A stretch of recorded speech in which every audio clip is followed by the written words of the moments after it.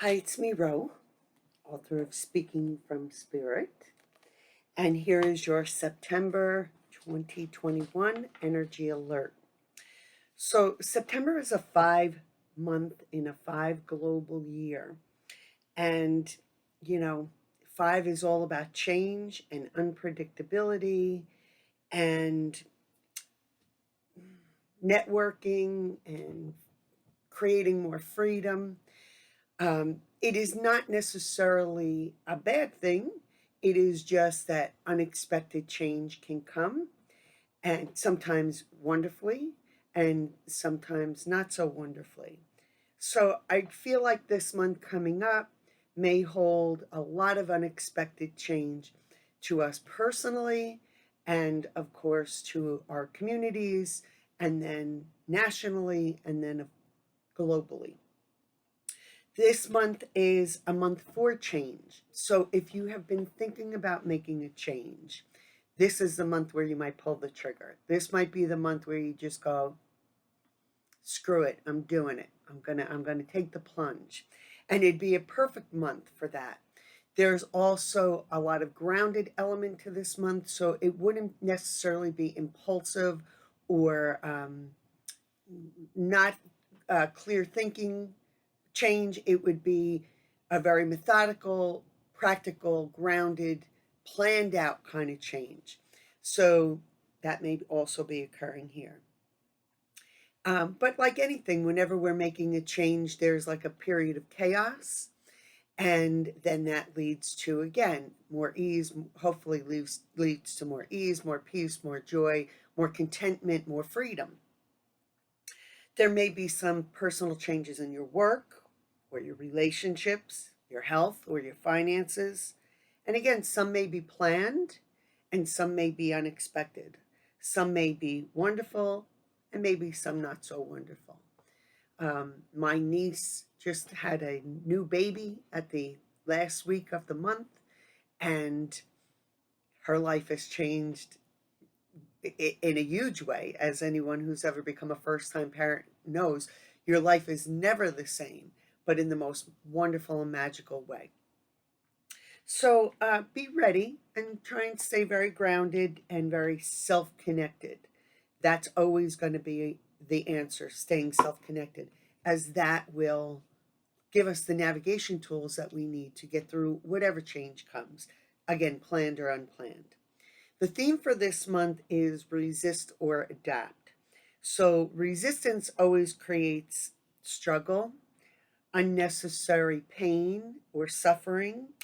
Um, it creates a chaotic, unproductive chaos, let me say it like that. It creates sometimes a contraction so that things can't move in any direction. Like, think about like getting a leg cramp, you know, and you can't get up, you can't move, you can't until that resides, until that subsides, until you kind of work it out. So that's what resistance creates. And when I'm talking about this, I'm talking about resistance to what is. And so we don't accept things always for the way they are. We want them to be different, and they're not. Even if, like being in traffic, right? You might be thinking, well, God, when is this going to move? Or this is really annoying me. That's just resistance to what is. It just is what it is, basically. On the other end, we have adaptation or adapting to the situation. And adapting always creates a synchronicity, a flow, a support. It absolutely creates peace of mind, which of course then equates to peace in the body, and oftentimes forward movement. And it is cooperation with what is. So again, if you're in traffic and you need to get somewhere and you're resisting what is, and you say, you know what, screw it, I'm just going to accept this, that this is where I'm supposed to be and this is what's happening, and let it go. Usually right after that, as your mind calms down and as your body calms down, then another way opens up or an opportunity opens up that you didn't see coming. And while I'm a firm believer in that we create our own reality, we also subconsciously, on a collective level create a reality as well. So we might not have personally created that traffic jam, but on a collective level, there might have been a reason or purpose that we all unconsciously created that traffic jam or opportunity. Some would call it collective karma. Um, it could just be that there is another reason for it. But everything is a collective creation, let's say it like that, and yet also beyond our control. Some things are just beyond our control. And if you're not sure about that, look into the situation right now we're having with COVID. That is a collective created reality, an unconscious, subconscious, collective created reality, but it is also something beyond our personal control. Now, um, we can maybe uh, react to that, or we can respond to that. And again, that comes from if we're going to be reactionary from our ego or responsive from our soul. So, speaking about COVID, it's safe to say that this is a permanent state, that it's not life before COVID or life after COVID, it is life with COVID. And kind of like 9/11, this is the new reality. Now, does it have to be restrictive? Does it have to be debilitating to our way of life? I don't believe so. But I think that is determined by our individual choices and actions that also contribute to the collective karmic fallout of this situation that we're in right now. So we have to start to ask ourselves, how can we adapt to this? How can we adjust and cooperate with what is? And that way we can all exist. You know, viruses have their own consciousness, they are their own entity, if you will. And this one is here. They don't usually go away. But how do we cooperate with it? It's the same like how other viruses, they didn't go away, but we found a way to cooperate with it. So what's different now? I believe it's the mindset. I believe it's our personal and individual mindsets and also the collective mindset that has congealed from our unconscious thoughts. So, you know, look at it. It's obvious that we can all be going through the same collective experience and have a completely different perception on it. And none being right or wrong, but just a completely different perception and experience to it. While some people are thriving, other people are struggling. While some people see it one this way, other people see it that way. The truth here is that our perceptions always come from our way of thinking, our own mind, our own way of interpreting things. And that's based on where you're thinking from. You thinking from your higher mind, you thinking from your lower mind, you thinking from your human mind, your limited human mind. So, you know, who's doing the perceiving? Which part of your mind is doing the perceiving? How we're experiencing this would definitely be on what we are attracting, manifesting, and creating for ourselves, what we attract to ourselves. And I do believe that the harder it is for some of us, that's more of a pain body story than a COVID story. It doesn't matter if it was COVID or anything else, our pain bodies will play out stories the way we play them out until we uncover those. So the experience is based on the pain body or subconscious unhealed stuff, and the perception is based on the mindset and where we're thinking from. So I'm going to ask you, where is your head at with this? How are you seeing it? How are you experiencing this new collective reality we are in? And are you letting things get in your head and influence you? Or are you letting your own soul guide you through this? Are you self-connected? Are you staying there and letting that piece navigate you through this collective challenge that we are having? You know, we are solely responsible for this. We are individually responsible for that. We are being angel guided and supported, as we always are. We always are, whether we know it or not, whether we believe in that or not. These angels are doing damage control to our collective choices and trying to help us with our collective karma here. But how do we live and cooperate with this virus and all kind of be able to live our lives?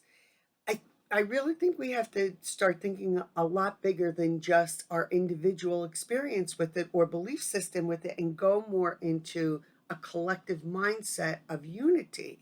I think that's always been what's the problem, and I think it's at critical stage right now, or at least on the forefront of the global stage right now. So, um, and I don't think that I'm saying anything that hasn't been said a gazillion times before in this world, but I think that we have to really start getting it now. So, what can we do? Well, how about simply we need to stop fighting with each other. We need to stop polarizing and becoming tribal. We need to start thinking of ourselves as a human being on earth, not as a nationality, a color, a religion, a country, and we have to think beyond that. I'm a human being living on earth. When you think like that, when you say that, you start to automatically go into the space that so is everybody else, even if they have a different color, religion, nationality, country.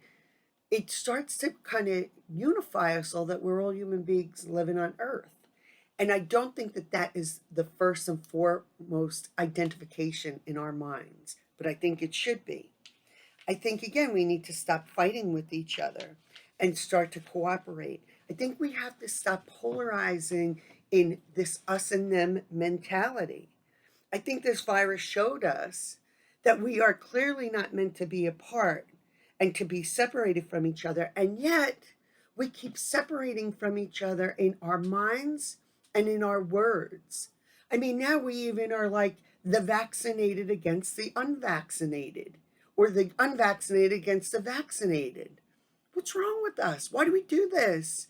This is a polarized mentality that I think that if we shift individually, we will see a collective change dramatically right away. And that's the one I'm banking on for September 2021. That change, that mind change. So, again, identifying as an occupant of earth, a soul in a body living on earth, a human being living on earth. I like actually occupant of earth better because that's more inclusive to plants and animals as well, and the little bugs that I'm terrified of, but including them as well.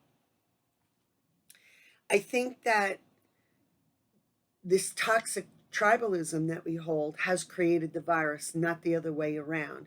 I think the virus doing its job is bringing all this toxic tribalism to reality, or magnifying it or mirroring it to us. It's not the virus causing this. The virus is a symptom of the toxic tribalism that we have always held as long as we've been on this planet. And that is now asking to be changed, or has always asked, but now is at critical mass asking to be changed. So I think that we have to really look at our own mindset and see where we hold separate thinking, and I think we have to catch our words when we start to put something outside of ourselves, no matter how simple it seems, or how joking it is. I think that we have to look and recorrect and autocorrect that. And I think that this month is the month that we need to do this. I think that it's always been this simple. I think that we got to enact that now. So catch yourself where you're thinking, where you're making a judgment, where you're going, oh, this group, man, they just did this, then, my life would be better. Or that group, or this, or even joking, wherever you put a separation. I think you have to stop yourself, go cancel and delete, and remember, I'm an occupant of earth. I'm a soul in a body. I'm a human being with everybody else. We're going through a collective experience, How can I contribute to the solution of this and not the cause of this? I want to stop. Those intentions, those invocations are super powerful, and spirit will be activated and will show you exactly where, bring the angels of awareness to you, show you exactly where you have to autocorrect. We have to do better. Simple as that. We have to do better. We have to think bigger. It's the age of Aquarius. We got to catch up to this, and we have to do better. So just let's even start with stop fighting with each other. Stop fighting with everything. Stop fighting with the traffic. Stop fighting with the weather. Stop fighting with everything, and just adapt and accept what is. So let's see what Mother Mary has to say, okay? Hopefully she's got some good words of wisdom for us. I don't know, somebody said that once before. Somebody coined that phrase once before. Our Lady of Growth assured. Oh, please, from your mouth to God's ears, lady. I'm counting on this month of change, that we individually change our mindsets and we see a collective dramatic result because of that. Remember how it was after 9/11, how we all came together, how everybody's separation went away temporarily, but went away. We need to get back to that, and we don't need a crisis to put us there. We can do it consciously. We can do it intentionally. We can make the choice. Our Lady of Growth assured there is a beautiful manifestation which you have long desired coming to fruition now. It is important to be the well-being of your own soul and the healing of our world, that you may have patience and allow this birth to happen at the best timing. If it happens too soon or too late, there will be unnecessary complications. I will take care of the timing, and as you trust me, you will find the birth of your dream happens naturally and with great joy. There is something that you are considering embarking upon, either a new project or taking a chance, or on a new interest or social connection, or even a new philosophy. Perhaps it is letting go that will lead to a new start. The oracle of Our Lady of Growth, assured, comes to tell you that your success is already determined in heaven. What needs to be now is your continued effort in prayer, surrender, and patience on the physical plane, and most importantly, your positive expectation without any attachment as to how it will happen, that your situation is working out and will manifest perfectly. All right. So whatever your individual desire is, she's assuring it's coming in perfect timing. Mine right now is that we have a collective consciousness, a collective mindset of unity, of seeing each other as inhabitants of the same dimension, and as a unity consciousness of equality. That's my intention. So she's saying what we intend, or the change that we wish is coming about. I'm in. Thank you, Mother Mary. Thank you, Gandhi, too. I want to call him in. He's the one that had a million quotes on this. Be the change you wish to see. The future depends on what we do in the present. That's another one attributed to Gandhi that not everybody knows. Here's another one. We all but mirror the world. All tendencies present in the outer world are to be found in the world of our body. If we could change ourselves, the tendencies in the world would change too. So if we have a psychic virus and a physical virus that is keeping us separate, that is keeping us apart, that is killing us, that is causing all kinds of health issues in us that are long term, then that's the mirror to what's going on inside of us here, consciously and unconsciously.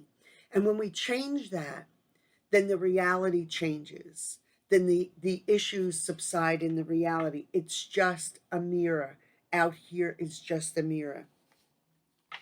And of course, what he said, be the change you wish to see in the world. He didn't really say it, but it was kind of paraphrased from and then quoted to him, "Be the change you wish to see in the world." So that's my rant. Go to my website if you want to be on my email list. Go to my website if you want to see any of the free events I have coming up. They are going to all be virtual going forward for the rest of the fall. Go to my website if you want to book a reading with me. I am completely booked until almost February 2022. That's it. That's my message for September 2021, a 5 month of change. Be the change, make the change, be an agent for change. It is me, Ro, and I am wishing you peace.